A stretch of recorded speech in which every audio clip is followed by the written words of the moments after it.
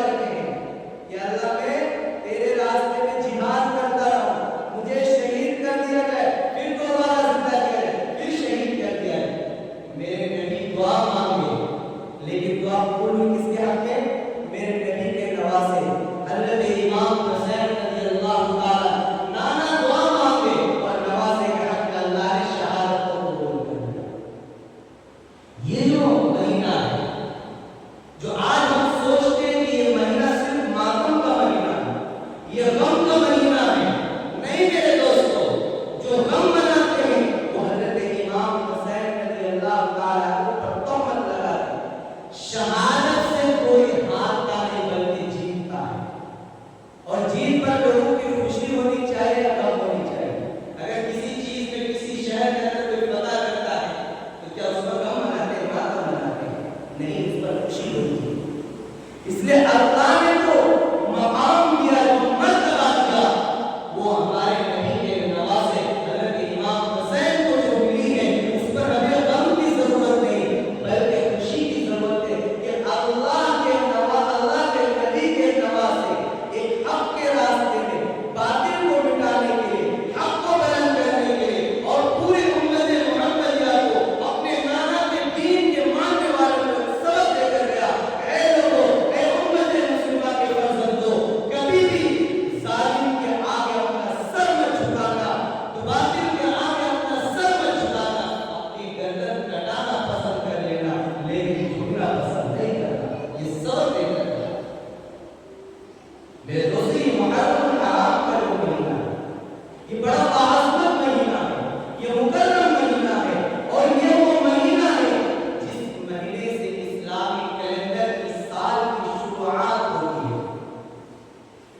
یہ اسلامی سال کا پہلا مہینہ ہے، جیسے کہ انگریزی سال عیسائی کیلنڈر کا جو پہلا مہینہ ہوتا ہے وہ جنوری سے ہوتا ہے۔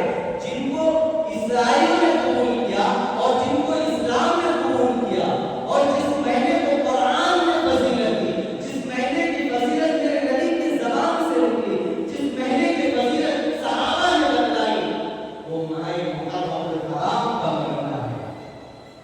کیونکہ قرآن کے اندر اللہ نے 4 مہینے کو محرم بنایا۔ 4 مہینے کو اللہ نے زمین و آسمان کو پیدا کیا۔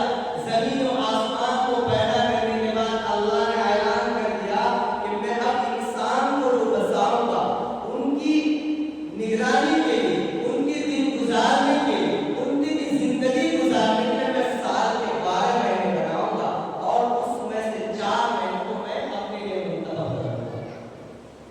اور یہ 4 مہینہ وہ مہینہ ہوگا جس کے اندر جنگ کرنا حرام، قتال کرنا حرام، گناہ کرنا حرام، ایک دوسرے پر ظلم کرنا حرام، ایک دوسرے کو حق کو دبانا حرام، ایک دوسرے کو حق کو مارنا حرام۔ ہر چیز کو اللہ نے اس 4 مہینے کے اندر حرام کیا۔ اور یہ کس کی بات ہے؟ قرآن کی بات۔ آئیے قرآن سے سنتے ہیں قرآن کیا فرماتا ہے۔ قرآن اعلان کرتا ہے، پارہ نمبر 10 وضو سے پہلا اللہ کا بیان فرماتے ہیں، ان عدت الشہور عند اللہ 12 شہرا فی کتاب اللہ یوم خلق السماوات والارض منہا 4 حرم۔ اللہ نے فرما دیا، اور میرے بندوں، وہ انسانوں جنوں کی جماعت، میں نے سال کے 12 مہینے بنائے، ان میں سے میں نے 4 مہینے کو فضیلت عطا فرمائی۔ اور یہ کب بنایا؟ جب اللہ نے انسان اور جنات کو نہیں پیدا کیا زمین میں، صرف اس وقت زمین اور آسمان کو ہی بنایا تھا۔ اس وقت اللہ نے فرما دیا کہ اب میں زمین و آسمان کو بنا چکا، اب میں سال کے 12 مہینے طے کر چکا، اب اس کے اندر میں نے 4 مہینے کو فضیلت دی۔ اور وہ 4 مہینے کون کون سے ہیں؟ ذی القعدہ، ذو الحجہ، ماہ محرم الحرام اور رجب المرجب۔ یہ 4 مہینے ایسے ہیں اللہ نے ان 4 مہینوں کے اندر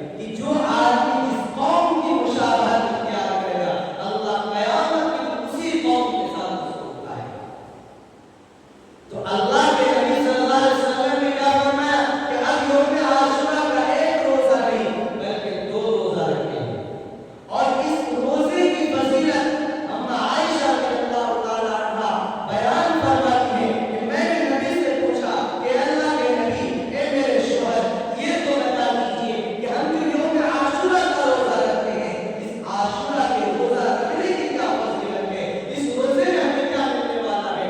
اللہ کے نبی صلی اللہ علیہ وسلم نے فرمایا اے عائشہ اے میری پیاری بیوی، اللہ تبارک و تعالیٰ فرماتا ہے کہ جو محرم الحرام کے اندر یوم عاشورہ کا روزہ رکھتا ہے ایمان کی حالت میں استقامت کی حالت میں اللہ اس کو 10,000 شہیدوں کا ثواب عطا فرماتا ہے اور 10 حاجیوں کا ثواب 10,000 حاجیوں کا ثواب اللہ عطا فرماتا ہے۔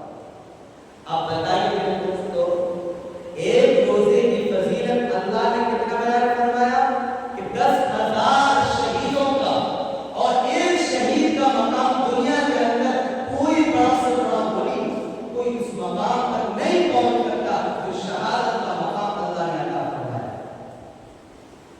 کیونکہ قیامت کے دن جنت کے اندر جو شہید کو جو مقام ملے گا ہر آدمی ایک طرح سے کاش کہ دنیا کے اندر اللہ کے راستے میں شہید ہوتا تو آج میرا جو ہوتا، اور اللہ ایک روزہ رکھنے پر کتنا بھائی 10,000 شہیدوں کا ثواب اور 10,000 حاجیوں کا ثواب اللہ اس ماہ محرم الحرام کے یوم عاشورہ کے روزہ رکھنے کا اللہ ثواب عطا فرماتا ہے۔ اب میرے دوستوں اور بزرگوں اور میری تمام معزز خواتین، ہم تمام خرافات کو چھوڑ کر کے صرف اور صرف یوم عاشورہ کے دن جو اللہ کے نبی سے اور صحابہ سے جو چیز ثابت ہے ہم اس کو اختیار کریں گے، باقی تمام غیر رسومات کو تمام غیر چیزوں کو ہم ترک کر دیں گے۔ اللہ کے نبی صلی اللہ علیہ وسلم سے اور صحابہ سے اتنی بات ثابت ہے کہ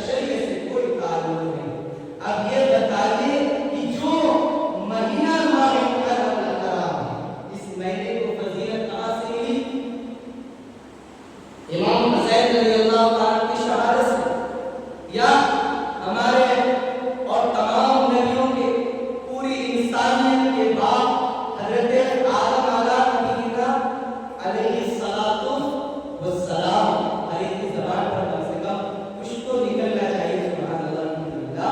کم سے کم میرے نبی کی اگر بات آئے تو صلی اللہ علیہ وسلم کہنا ضروری ہے. میرے دوستوں واجب ہے. اگر اس کے اندر کنجوسی کریں گے تو اللہ کے نبی صلی اللہ علیہ وسلم نے فرمایا دنیا کے اندر سب سے بڑا پکی اس کنجوس کوئی ہے جو میرا نام سنے, میرا ذکر سنے اور اس پر صلی اللہ علیہ وسلم کا کہے. اب بتائیے وہ کیا کہنا ہے؟ کنجوس بننا چاہتے ہیں یا پھر ہم کیا بننا چاہتے ہیں؟ صحیح سخاوت والی چیز اللہ کو پسند ہے, کنجوسی اللہ کو پسند ہے, کیونکہ سخاوت اللہ کی صفت ہے, سخاوت اللہ کی عادت ہے, سخاوت اللہ کی عظمت ہے, اور سخاوت کرنے والوں کو اللہ پسند بھی فرماتا ہے. کتنی بڑی فضیلت.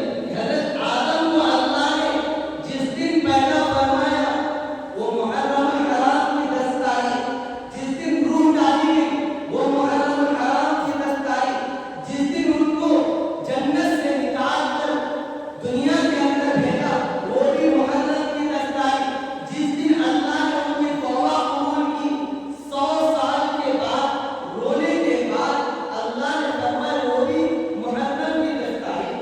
آگے نمرود سے نکال کر حضرت ابراہیم کو جو اللہ نے باہر نکالا وہ بھی محرم. اور سب سے بڑی فضیلت یہ ہے کہ جس دن اللہ اپنا دیدار کرے گا وہ جمعے کا دن ہوگا اور محرم الحرام کی 10 تاریخ ہوگا.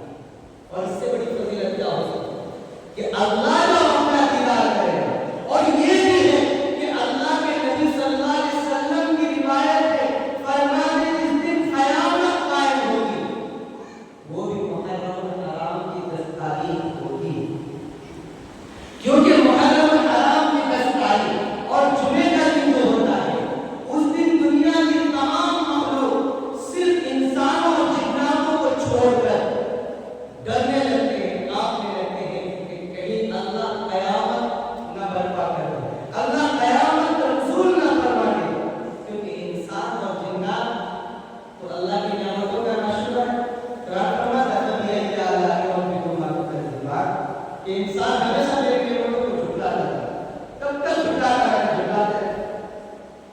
انسان کبھی اللہ کا شکر نہیں ادا کرتا, کیونکہ جو انسان اللہ کا شکر ادا کرتا ہے, اللہ کی نعمتوں کے شکر ادا کرتا ہے, اللہ اس کی نعمتوں کے اندر اضافہ فرماتے اور اس کو پسند فرماتے.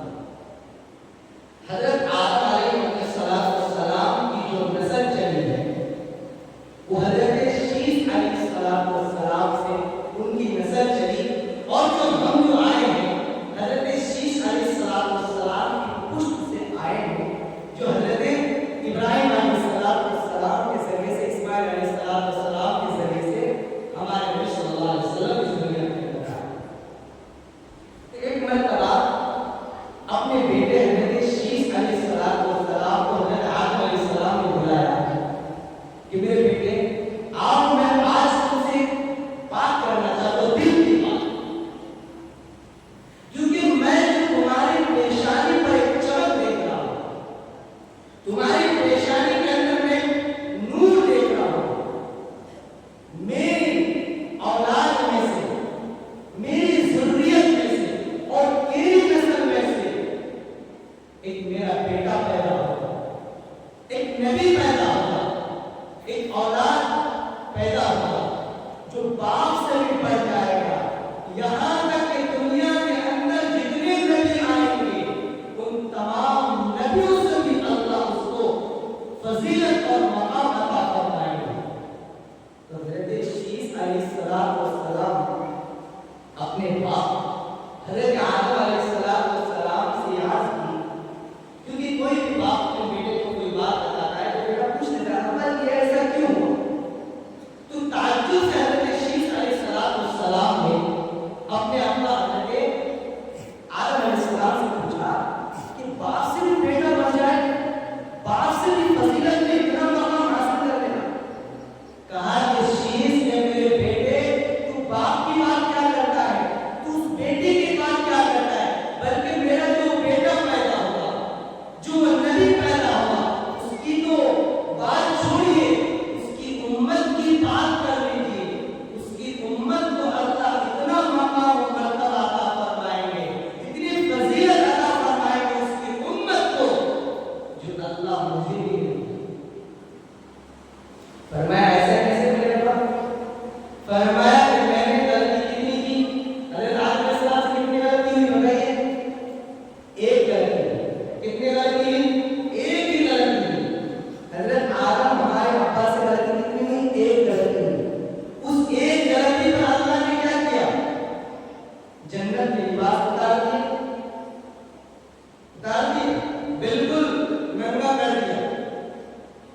طرح ماں کے پیٹ سے